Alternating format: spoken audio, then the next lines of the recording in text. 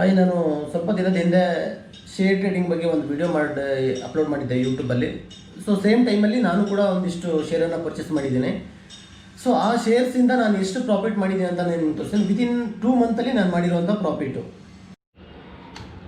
ಇದು ನಾನು ICICIdirect.comನ ಆ್ಯಪನ್ನು ಯೂಸ್ ಮಾಡ್ತಾ ಇರೋದು ಶೇರ್ ಟ್ರೇಡಿಂಗ್ಗೆ. ಸೊ ಇವಾಗ ನಾನು ಲಾಗಿನ್ ಆಗ್ತಾ ಇದ್ದೀನಿ. Equity share.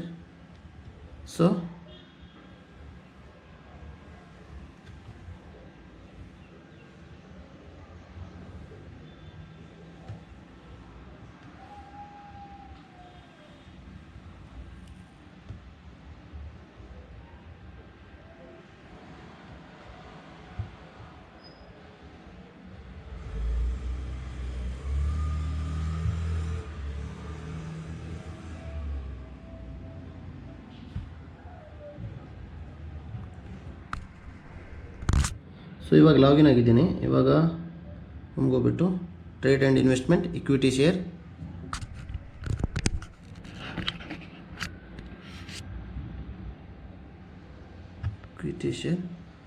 ಸೊ ನಾವು ಇವಾಗ ಪರ್ಚೇಸ್ ಮಾಡಬೇಕೆಂದ್ರೆ ಕ್ಯಾಶ್ ಬೈಗೆ ಹೋಗಬೇಕು. ಕ್ಯಾಶ್ ಬೈಯಲ್ಲಿ ನಾವು BSCನೋ NSCನೋ ಸೆಲೆಕ್ಟ್ ಮಾಡ್ಕೋಬೇಕು. ನೆಕ್ಸ್ಟು ಸ್ಟಾಕ್ ಯಾವುದು ಅಂತ ನಾವು ಇಲ್ಲಿ ಟೈಪ್ ಮಾಡಬೇಕು. ಫಾರ್ ಎಕ್ಸಾಂಪಲ್ ನಾನು ಇವಾಗ ಒಂದು ಟೈಪ್ ಮಾಡ್ತಾಯಿದ್ದೀನಿ. ಓಕೆ, ಇದು ರೇಣುಕಾ ಶುಗರ್ ಅಂತ ಹೇಳ್ಬಿಟ್ಟು. ಸೊ ನಾನು ಒಂದು ಕ್ವಾಂಟಿಟಿ ಮೆನ್ಷನ್ ಮಾಡಬೇಕಿಲ್ಲಿ, ಎಷ್ಟು ಅಂತ ಹೇಳ್ಬಿಟ್ಟು 10 ಅಂತ ಹಾಕಿರ್ತೀನಿ. ಇಲ್ಲಿ ಆರ್ಡರ್ ಟೈಪು ನಿಮಗೆ ಇದು ಮಾರ್ಕೆಟ್ ಪ್ರೈಸ್ ಬಂದಿರುತ್ತೆ, ಇನ್ನೊಂದು ಲಿಮಿಟೆಡ್ ಪ್ರೈಸು. ಸೊ ನೀವು ಮಾರ್ಕೆಟ್ ಪ್ರೈಸನ್ನು ತಗೊಳ್ಬೇಕು. So next by option. So ಇಲ್ಲಿ ನಿಮಗೆ ಒಂದು ಇನ್ವಾಯ್ಸ್ ಥರ ಒಂದು ಜನ್ರೇಟ್ ಆಗುತ್ತೆ. ಸೊ ಇದು ಬೈಯಿಂಗ್ ಆಪ್ಷನ್ನು. ಸೊ ನಾನು ನಿಮಗೆ ಇವಾಗ ನಾನು ಎಷ್ಟು ಪ್ರಾಫಿಟ್ ಮಾಡಿರೋದನ್ನು ತೋರಿಸ್ತಾ ಇದ್ದೀನಿ. So trade and investment equity share, ಇಲ್ಲಿ ನಾನಿವಾಗ ಟ್ರೇಡ್ ಬುಕ್ ಹೋಗಬೇಕು. ಸೊ ಇಲ್ಲಿ ನಾನು ಡೇಟನ್ನು ಚೇಂಜ್ ಮಾಡ್ತೀನಿ. ಇದು ನಾನು ಇವತ್ತು ಸೇಲ್ ಮಾಡಿರೋದು. ಸೊ ನಾನು ಈ ಶೇರ್ ಬಗ್ಗೆನೇ ಹೇಳ್ಬಿಡ್ತೀನಿ. ಸೊ ಈ ಶೇರನ್ನು ನಾನು 50 ರೂಪೀಸ್ಗೆ ನಾನು ಪರ್ಚೇಸ್ ಮಾಡಿರೋದು. ಟೋಟಲ್ ಕ್ವಾಂಟಿಟಿ ಬಂದುಬಿಟ್ಟು ನನಗೆ 70 ರೂಪೀಸ್. ಇದು 70 ಶೇರನ್ನು ನಾನು ಪರ್ಚೇಸ್ ಮಾಡಿರೋದು. ಸೊ ಇದರಲ್ಲಿ ನನಗೆ 50 ಟೋಟಲ್ ನನಗೆ ಇನ್ಕ್ಲೂಡಿಂಗ್ ಬ್ರೋಕರೇಜ್ ಸೇರಿಬಿಟ್ಟು ನನಗೆ ಪರ್ ಶೇರ್ ಬಂದುಬಿಟ್ಟು ಕಾಸ್ಟ್ ಬಂದುಬಿಟ್ಟು ನನಗೆ 53 ಏನೋ ಆಗಿದೆ. ಸೊ ದ ರಿಮೈನಿಂಗ್ ಬ್ಯಾಲೆನ್ಸು ನನಗೆ 53 ಇದು ಇವಾಗ ಕರೆಂಟ್ ಮಾರ್ಕೆಟ್ ಪ್ರೈಸ್ ಬಂದುಬಿಟ್ಟು 76.58 ಇದೆ. ಸೊ ಈ 76.58ಅಲ್ಲಿ ನಾನು ಪರ್ಚೇಸ್ ಪ್ರೈಸನ್ನು ನಾನು ಮೈನಸ್ ಮಾಡಬೇಕು. ಪರ್ಚೇಸ್ ಪ್ರೈಸ್ ಬಂದುಬಿಟ್ಟು 53 ಸಮಥಿಂಗ್ ಏನೋ ಇದೆ. 53 ಅಂದರೆ ಆಲ್ಮೋಸ್ಟ್ ಎಷ್ಟಾಯಿತು? 53 7 16 23 ರೂಪೀಸ್ ಪರ್ ಶೇರನ್ನು ನಾನು ಪ್ರಾಫಿಟ್ ಮಾಡಿದ್ದೀನಿ ಇದರಲ್ಲಿ. ಸೊ ಇನ್ನೊಂದು ಶೇರಲ್ಲಿ ನಾನು ಸ್ವಲ್ಪ ಹೈ ಅಮೌಂಟನ್ನು ಪ್ರಾಫಿಟ್ ಮಾಡಿದ್ದೀನಿ, ಅದನ್ನು ತೋರಿಸ್ತೀನಿ. ಟ್ರೇಡ್ ಬುಕ್ಕು, ಇದಕ್ಕೆ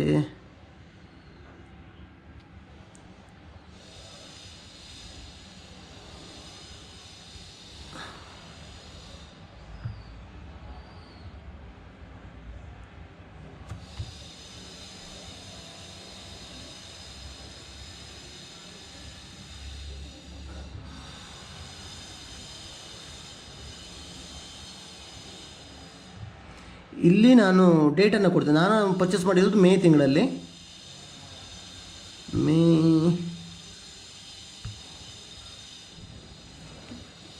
01/05/2020. ಸೊ ಟೂ ಡೇಟ್ ಬಂದುಬಿಟ್ಟು ಇವತ್ತಿನ ಡೇಟೇ ಕೊಟ್ಟಿರ್ತೀನಿ ನಾನು. ಸೊ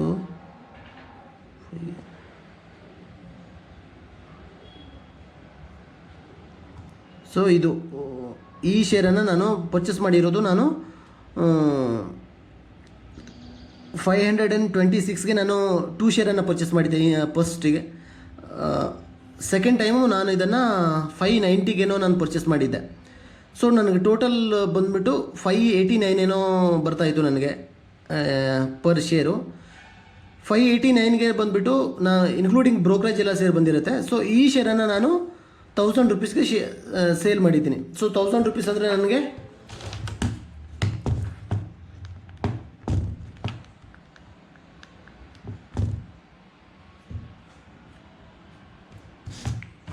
ಜಸ್ಟ್ ಇಲ್ಲೇ ಕ್ಯಾಲ್ಕುಲೇಷನ್ ಮಾಡಿಬಿಡ್ತೀನಿ. 1002 ಮೈನಸ್ 590 ಅಂತಲೇ ತೊಗೊಳ್ಳೋಣ ರೌಂಡ್ ಫಿಗರು. ಇದು 1000 ಅಂತಲೇ ತೊಗೊಳ್ಳೋಣ, 2 ರೂಪೀಸ್ ಬಿಟ್ಬಿಡೋಣ.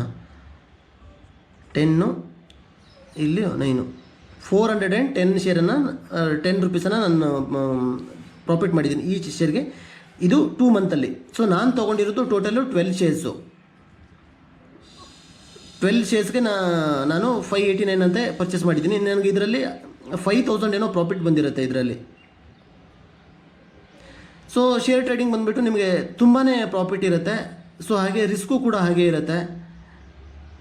ಸೊ ಇದೇ ಥರ ನಾನು ಬೇರೆನೇನು ಟ್ರೇಡಿಂಗ್ ಮಾಡಿರ್ತೀನಿ ಇದರಲ್ಲಿ. ಸೊ ಇದರಲ್ಲೂ ಕೂಡ ನಾನು ಸ್ವಲ್ಪ ಸ್ಮಾಲ್ ಅಮೌಂಟನ್ನು ಪ್ರಾಫಿಟ್ ಮಾಡಿರ್ತೀನಿ. 580 ಏನೋ ನಾನು ಪರ್ಚೇಸ್ ಮಾಡಿರೋದು, 480 ಅನಿಸುತ್ತೆ ಮೋಸ್ಟ್ಲಿ, 480 470 ಪರ್ಚೇಸ್ ಮಾಡಿರೋದು. 517ಗೆ ನಾನು ಸೇಲ್ ಮಾಡಿದ್ದೀನಿ. ನಾನು ಹೇಳ್ತಾ ಇರೋದು ಪ್ರೈಸ್ ಬಂದುಬಿಟ್ಟು ನಾನು ಇನ್ಕ್ಲೂಡಿಂಗ್ ಬ್ರೋಕರೇಜ್ ಆಗಿರುತ್ತೆ ಇದರಲ್ಲಿ. ಸೊ ಈ ಶೇರಲ್ಲಿ ನಾನು ಇವಾಗ ತೋರಿಸಿದ್ನಲ್ವ, ಇದು ಯಾವುದಾಯಿತು, ಹಾಂ, ಇದರಲ್ಲಿ ನಾನು ಟೋಟಲ್ ಬಂದುಬಿಟ್ಟು ನಾನು 7000 ನಾನು ಇನ್ವೆಸ್ಟ್ ಮಾಡಿರೋದು.